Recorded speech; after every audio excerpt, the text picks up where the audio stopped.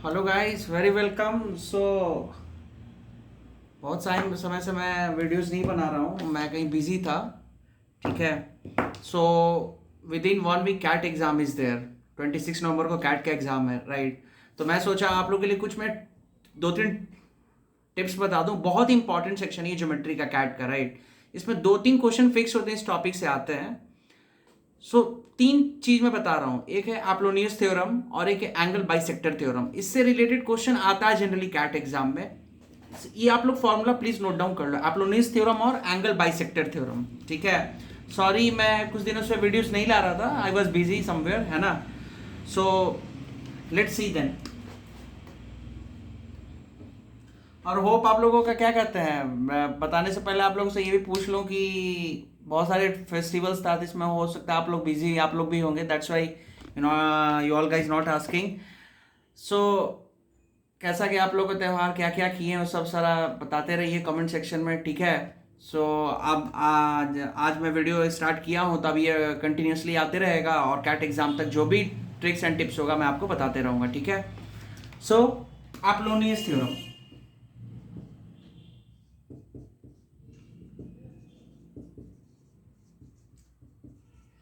ये बहुत ही इंपॉर्टेंट थ्योरम है कैट एग्जाम के पर्सपेक्टिव से, ठीक है। देखिए एपोलोनियस थ्योरम क्या होता है, किसी भी ट्रायंगल में, जैसे सपोज ये ट्रायंगल एबीसी है, ठीक है। मीडियन ड्रॉ किया, ठीक है। ये क्या हो गया, ओ। सपोज फॉर एग्जांपल ये मीडियन ओ है।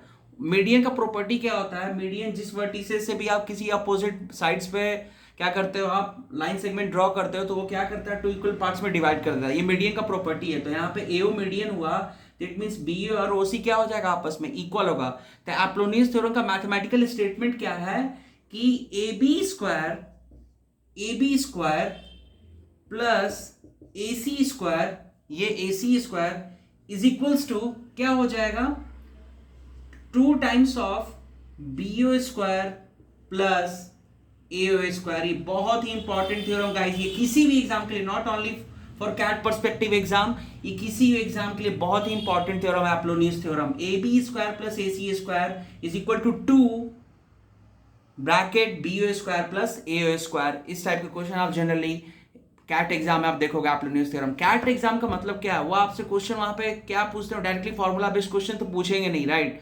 वो क्या करते हैं, किसी क्वेश्चन को चेंज कर देंगे वहां से, है ना। तो इस क्वेश्चन में कुछ इसी से रिलेटेड कुछ और उसमें मिक्स कर देंगे। तो आप लोग का एटलीस्ट 1 स्टेप मूव करने के लिए ये सब चीजें आना चाहिए, है ना। तो ये फॉर्मूलाज होगा तो आपको हेल्प करेगा, टाइम सेविंग मेथड है, that's what I am telling. ये जनरली आपको ये 10th-12th के बुक्स में आपको नहीं मिलेगा एपोलोनियस थ्योरम। ये अच्छी बुक्स आप अगर आप फॉलो करते हो, टीएमएच पब्लिकेशन से जो अरुण शर्मा की कैट की बुक आती है उसमें आपको ये मिल जाएगा एपोलोनियस थ्योरम, ठीक है।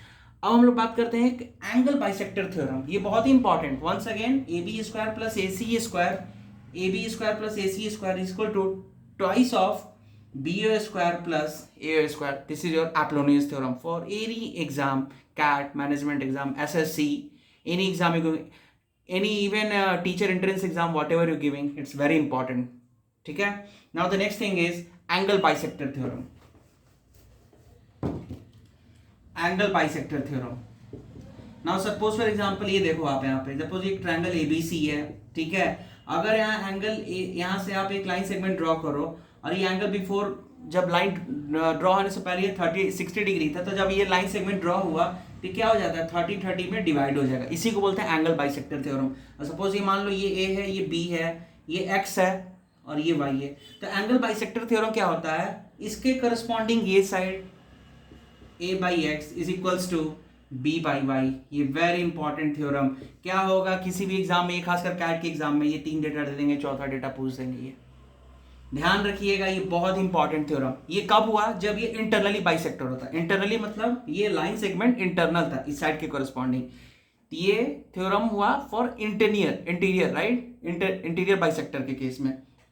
एक्सटीरियर के केस में अलग होगा, उसमें क्या हो जाएगा, एक्सटीरियर के केस में सपोज ये ट्रायंगल एबीसी है, अगर ये लाइन सेगमेंट में एक्सटेंड कर दूं यहाँ पे, ये एबीसी, ठीक, और ये पी हो गया, तो इस केस में अगर ये, अब ये वहां पे क्या हो गया, एक्सटीरियर है ना, बाहर की ओर से।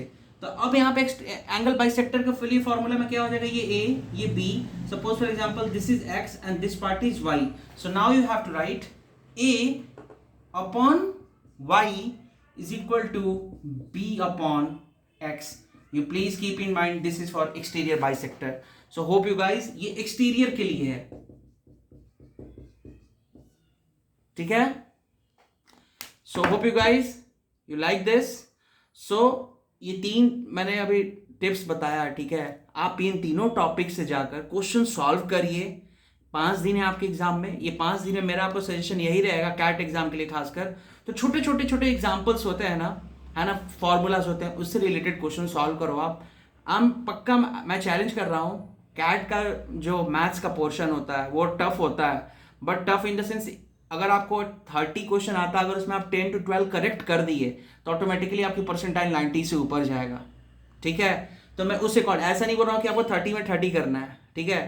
तो उसके अकॉर्डिंगली प्लान करो, वर्क करो. छोटे छोटे एग्जाम जो फॉर्मूलाज हैं, जैसे मैंने 3 बताया, अगर आप जाके कोई बुक खोलोगे और पास्ट ईयर्स के क्वेश्चंस देखोगे, ये तीनों फॉर्मूला से बहुत ही ज़्यादा क्वेश्चंस होते हैं. So guys solve and tomorrow I will bring more tips and tricks related to CAT exam. So keep subscribe and like my channel.